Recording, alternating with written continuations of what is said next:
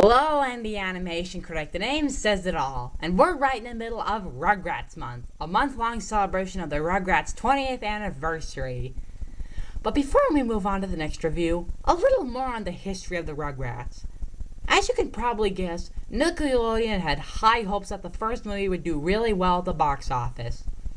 So did it? No, it did not do well. It did phenomenal! The Rugrats movie opened in theaters with a gross of $27 million on its opening weekend. This may not seem like much today, but for non-Disney animated films in the 90s, this was a pretty big deal.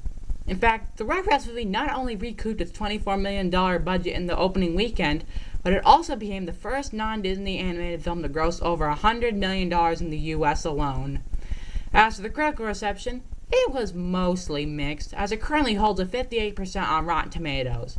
While not a great score, it's certainly a lot better than what it could have gotten. Now, with all the success, it would only make sense that 2 years later, Nickelodeon and Paramount would release a sequel. Was that the right decision? Does the sequel live up to the original? Or does it deserve to be thrown into the pile of bad sequels? Let's find out.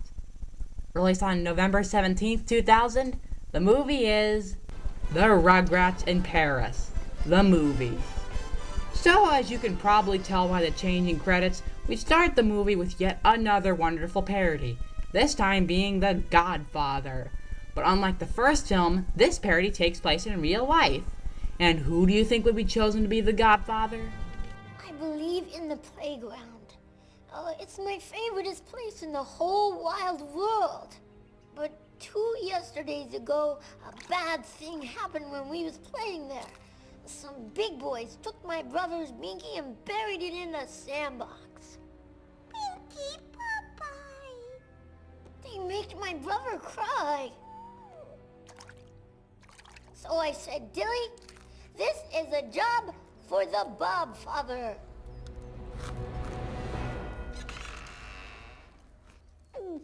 You come to me on the day of this wedding and ask me to take care of the boys who made your brother cry? If you haven't noticed already, the Rugrats replaced the word God with the word Bob. You could assume it's just because they have a hard time pronouncing words, but I think it's just so that they can keep those PTC bastards off their backs. It turns out that they are at the wedding of her and Tommy's grandpa Lou and her bride, his new bride Lulu, with Casey Kasem being hired to be their DJ. During the wedding reception, a dance is held for all the kids and their moms, which leads us to our main conflict in the movie. Chucky, this time our main character, feels empty without a mother figure, as his mom died when he was younger. The whole scene is really sad, and really made even sadder when you realize that the song being played during the scene is a tearjerker.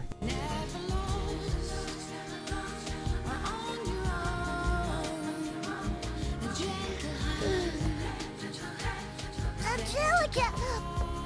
Wait, Angelica! I think I know what I want to wish for now. I'd kinda like to have a new Bobby. Sorry, Finster. That game's over. Besides, I'm wanted on the dance floor.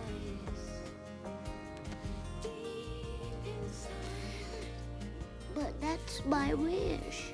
That's right, people. This movie's a tearjerker. Get your tissues ready, because you are going to do some major crying. Taking notice of his son's depression, Chucky's dad, Chaz, gives him his old teddy bear, whom he calls Wawa, and decides that he and his son have been lonely long enough, and with the help of Tommy's dad, Stu, decides to look for a new wife.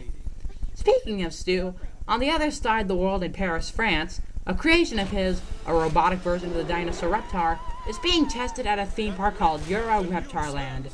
No doubt a parody of that other Euro theme park, before the main villain, Coco LaBouche, played by Susan Sarandon, who, for some reason, won a Kids' Choice Award for this very role. Okay, you figure that one out, people. As you can expect from most of Sue's creations, the robot breaks down. Angry, Coco wants Sue to fix the robot, and so her assistant, Jean-Claude, played by John Lithgow, you know, the Michael Eisner character in Shrek, commands an aide named Kira to summon Stu to Paris. Though through a misunderstanding, Stu believes that he and his bring his family and friends, and so through a montage scene with the Rugrats at the airport, the Rugrats take to the skies and fly to Paris.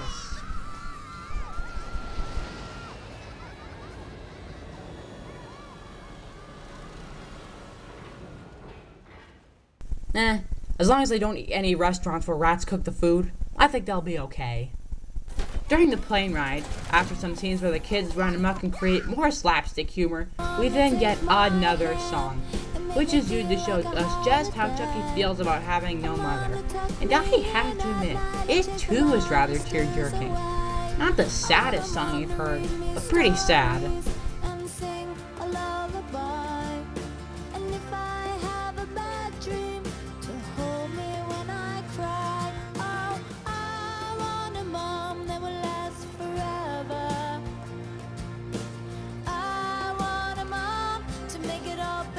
So the Rugrats finally arrive in Paris, and while the kids explore the theme park, their dog Spike, you know, the Rugrats version of Gandalf, sets his sights on a female poodle and sets out into the city in hopes of winning her over.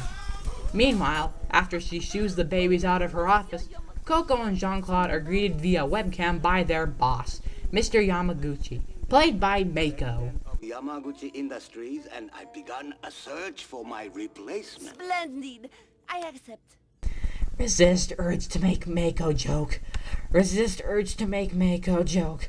Coco tells her soon-to-retire boss that she seeks to take over as CEO of the company. The only problem is that Mr. Yamaguchi will only give the job to someone with the heart of a child, to which Coco lies and tells him that she says that she is engaged to a man with a child of his own. Congratulations, madame. I look forward to attending the wedding and seeing you with your new family. We'll discuss the promotion then. Goodbye. Luckily for Coco, Angelica was eavesdropping on the whole conversation and manages to help Coco with her situation, telling her that Chaz is single and Chucky has a son. Meanwhile, Kira takes the kids to a parade and tells them about a princess who served as the belle of a reptile version of Beauty and the Beast. And Chucky decides that he wants the princess to be his mommy. Later that night, after Angelica and a bunch of sumo wrestlers played by Tim Curry do a karaoke number at a Japanese restaurant, don't ask. Coco arrives and introduces herself to Chaz, hoping to gain his affection. Seconds later, Kira arrives with her daughter Kimmy. I just love Kimmy. She is one of my favorite Rugrats. Not only is she adorable, but she reminds me a lot of my other favorite Rugrat, Tommy. She's fun, cheerful, and has absolutely no fear of any situation. Not to mention she's the first Asian American Rugrat to appear on the show. The next day, as Stu fixes the reptile robot, he demonstrates that it's controlled by the motions of anyone wearing special gloves and helmet, saying that it's easy enough for a child to use. Keep that in mind, people. Later, Coco tries to bond with Chaz and the kids by taking them to a ride called Ooey Gooey World. You don't need a master's degree to guess what this is supposed to parody, people. But whereas It's a Small World was clean and colorful and had a mildly annoying yet still catchy tune, Ooey Gooey World was dirty and drab with a really annoying tune. No doubt bored of the ride, the babies decide to leave and travel towards the place where the princess Chucky wants to be his mommy is. Unfortunately, Coco notices the children's absence, although Chad doesn't, big shocker, and so she sends out ninjas? Okay, I know this is a theme park that has a Japanese theme and all, but is it really safe to send ninjas after little children?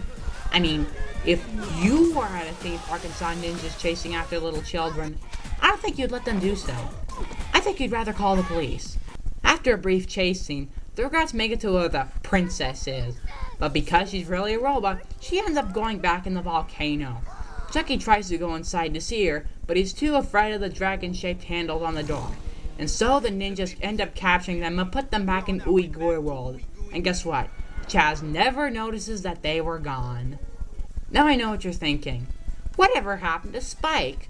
Well, he did succeed in finding the poodle of his dreams, and a la Lady and the Tramp, the two dogs fall in love and imitate the famed spaghetti scene with the pizza, and spend the night looking upon the Eiffel Tower. Later that night, everybody goes to the premiere of the Reptar show. Coco learns from Angelica that Chucky seeks to have the princess of the show be his mommy, and decides to use the show to win both Chaz and Chucky over. As the show progresses and the robot worked perfectly, not to everybody's delight, Coco hijacks the performance and takes on the role of the princess.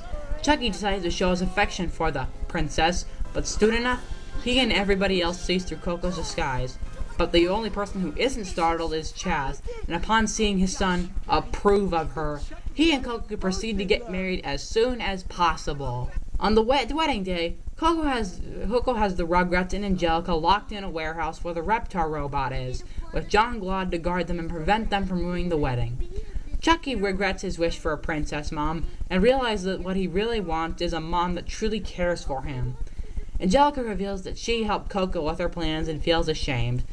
But Chucky decides that enough is enough and convinces his friends to help him. And so they set out to stop the wedding, which, interestingly enough, happens to take place at the famed Notre Dame Cathedral.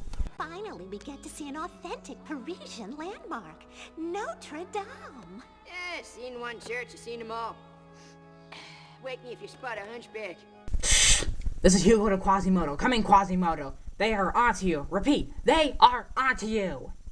So the Rugrats take control of the Reptar robot, escape the warehouse, and set out to prevent Chaz from marrying Coco. That's good. But as they do so, they end up wreaking havoc upon the city of Paris. That's bad. But they create lots of humorous slapstick in the process.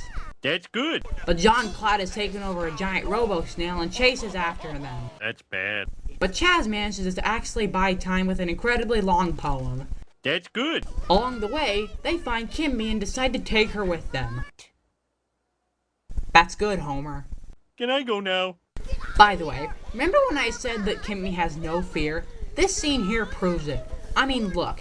As the Reptar robot breaks the building, while all the other children and adults run in fear, Kimmy just stands there and waves and says hi to the robot as if it were another kid. Whether or not she's just really brave or really naive, there's no doubt that Kimmy just shows no fear. Pandemonium breaks out as the babies try to make their way to the cathedral, and end up being swung around midair by RoboSnail and rocketing up the side of the Eiffel Tower, sending Angelica flying and perhaps creating one of my favorite scenes throughout the entire movie. Look! Up in the sky! It's a nerd! It's a plane! It's Angelica! What's a big idea? Eventually, the Rugrats make their way to the Notre Dame before being cornered by Jean-Claude. Not willing to have Coco be his new mommy, Chucky and Jean-Claude robot fight to the death, and Chucky ends up sending Jean-Claude into the River Seine. Chucky then climbs out of the robot after his head pops off and almost enters the church before coming across another pair of scary dragon handles on the doors. If anyone objects to this union, speak now or forever hold your peace.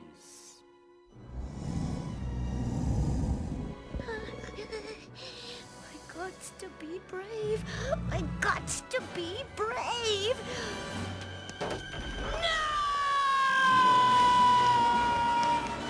Chucky? He said his first word. He's talking! Chucky! So Angelica reveals to everybody, including Mr. Yamaguchi, of Coco's plans, and so her boss fires her, and Angelica rips off her dress, publicly humiliating her. As Kira arrives at the church, she and Chaz finally admit their feelings for each other, and so they marry, with Kira finally being Chucky's new mommy, and Kimmy being his new sister. In the end, Chucky finally gets his wish, Spike and the Pool are now an official couple, and everybody lives happily ever after. And they had a cake fight.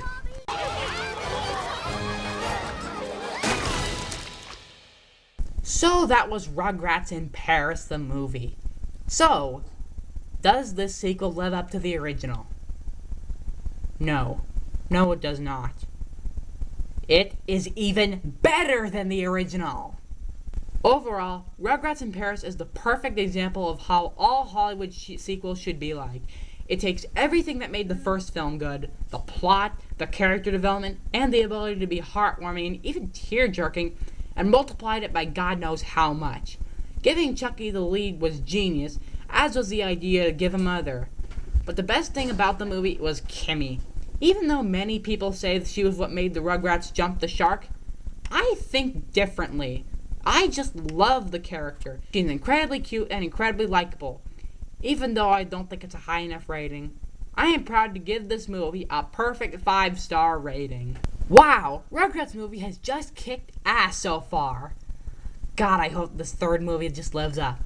Luckily, considering the quality of the last two movies, I think I'll be just fine. I'm the Animation Critic, and Rugrats Month is almost over, so stay tuned.